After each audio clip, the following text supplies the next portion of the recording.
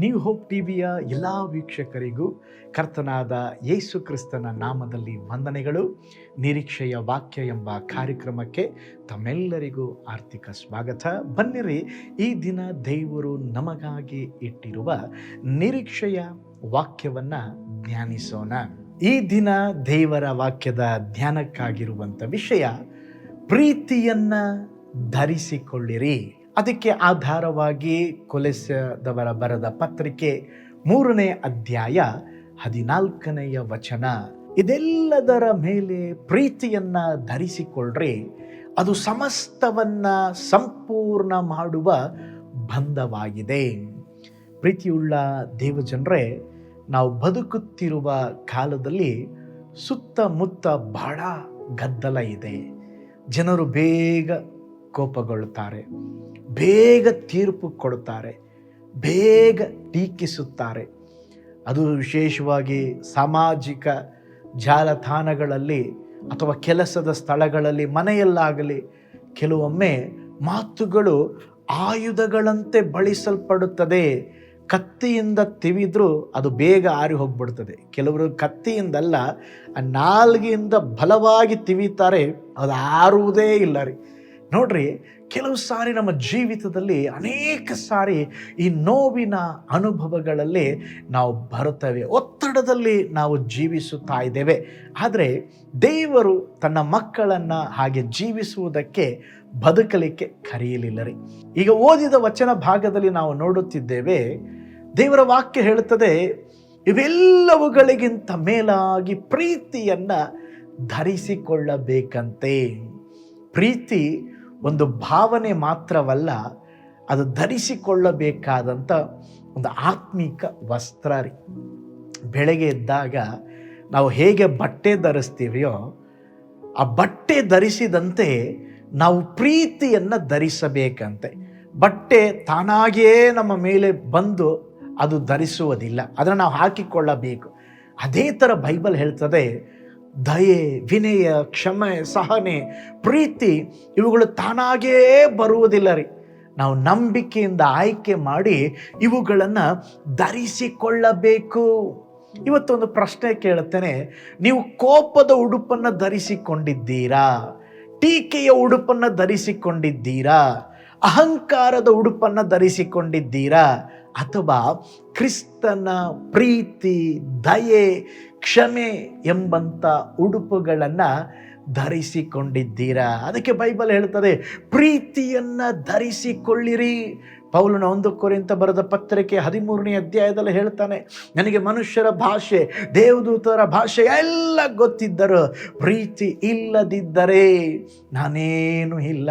ನಮಗೆ ತುಂಬ ಜ್ಞಾನ ಇರಬಹುದು, ನಮಗೆ ತುಂಬ ಸಂಬಳ ಇರಬಹುದು, ನಾವು ಒಳ್ಳೆ ಮನೆಯನ್ನು ಅರಮನೆಯಂತೆ ಕಟ್ಟಿರಬಹುದು, ನಾವು ಎಲ್ಲರನ್ನ ಎಲ್ಲ ರೀತಿಯಲ್ಲಿ ನೋಡಿಕೊಳ್ಳುತ್ತಿರಬಹುದು.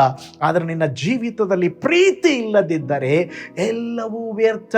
ಯೇಸು ಸ್ವಾಮಿ ಜೀವಿತವನ್ನು ನೋಡ್ರಿ. ಕುಷ್ಠರೋಗಿಗಳು ಆತನ ಬಳಿಗೆ ಬಂದಾಗ ಸಮಾಜ ಕುಷ್ಠರೋಗಿಗಳನ್ನು ದೂರ ಇಟ್ಟಿತ್ರೆ, ಆದರೆ ಯೇಸು ಅವರನ್ನು ಮುಟ್ಟಿದರು. ಆ ಸ್ಪರ್ಶದಲ್ಲಿ ಪ್ರೀತಿ ಇತ್ತು. ಆ ಪ್ರೀತಿಯೇ ಗುಣಪಡಿಸುವ ಶಕ್ತಿಗೆ ದಾರಿಯಾಯಿತು. ಜಕ್ಕಾಯನು ಸಮಾಜದ ದೃಷ್ಟಿಯಲ್ಲಿ ಅವನು ಒಂಥರ ತಿರಸ್ಕಾರ ಹೊಂದಿದ ಮನುಷ್ಯರೇ, ಅವನ ಮೋಸಗಾರನೆಂಬುದಾಗಿ ನೋಡುತ್ತಾ ಇದ್ದರು. ಆದರೆ ಯೇಸು ಅವನನ್ನು ಕರೆದು, ಇವತ್ತು ನಾನು ನಿನ್ನ ಮನೆಗೆ ಬರಬೇಕು. ಆ ಪ್ರೀತಿ ಜಕ್ಕಾಯನ ಹೃದಯವನ್ನು ಬದಲಾಯಿಸಿ ಬಿಟ್ಟಿತು.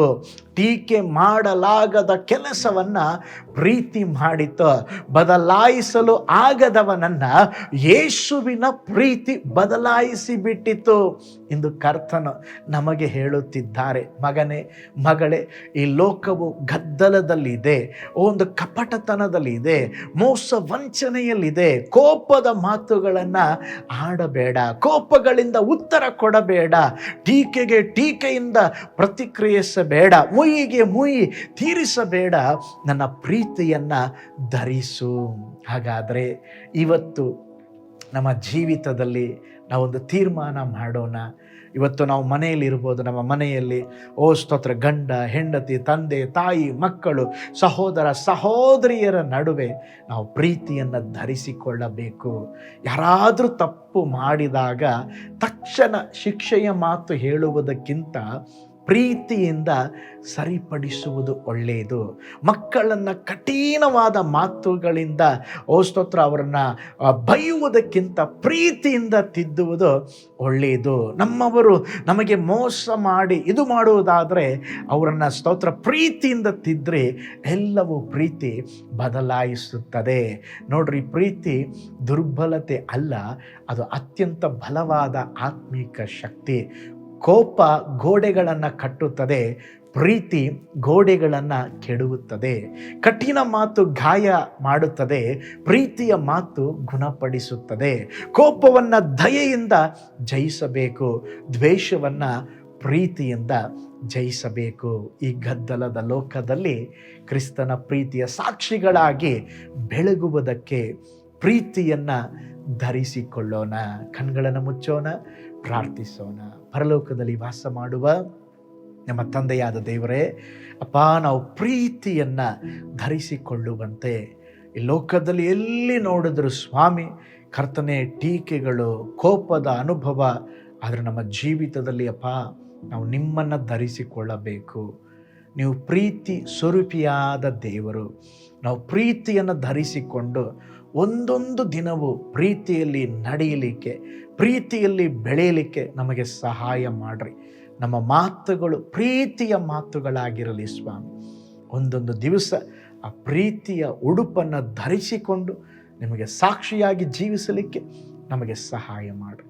ಈ ವಾಕ್ಯವನ್ನು ದೇವರೇ ನೋಡುತ್ತಿರುವ ಪ್ರತಿಯೊಂದು ಕುಟುಂಬಗಳನ್ನು ಆಶೀರ್ವಾದ ಮಾಡಿ. ಪ್ರತಿಯೊಂದು ಕುಟುಂಬದ ಸದಸ್ಯರನ್ನು ನಿಮ್ಮ ಪ್ರೀತಿಯಿಂದ ಆಳ್ವಿಕೆ ಮಾಡಿರಿ. ದೊಡ್ಡ ಅದ್ಭುತ ನಡೆಯಲಿ ಸ್ವಾಮಿ, ಯೇಸುವಿನ ಹೆಸರಿನಲ್ಲಿ ತಂದೆಯೇ, ಆಮೇನ್, ಆಮೇನ್. Price lord. ಹಾಗಾದರೆ ನಮ್ಮ ಜೀವಿತದಲ್ಲಿ ಪ್ರೀತಿಯನ್ನು ಧರಿಸಿಕೊಳ್ಳೋಣ. ಆ ಪ್ರೀತಿ ನಮ್ಮ ಜೀವಿತವನ್ನು ಇನ್ನೂ ಸುಮಧುರವಾಗಿ ಮಾಡುವಂಥದ್ದಾಗಿದೆ. ನಿಮಗಾಗಿ, ನಿಮ್ಮ ಕುಟುಂಬಕ್ಕಾಗಿ ಪ್ರಾರ್ಥಿಸ್ತಾ ಇದ್ದಾನೆ. ದೇವರು ಇನ್ನೂ ಉನ್ನತವಾಗಿ ನಿಮ್ಮ ಕುಟುಂಬ ಜೀವಿತವನ್ನು ಆಶೀರ್ವದಿಸಲಿ. God bless you.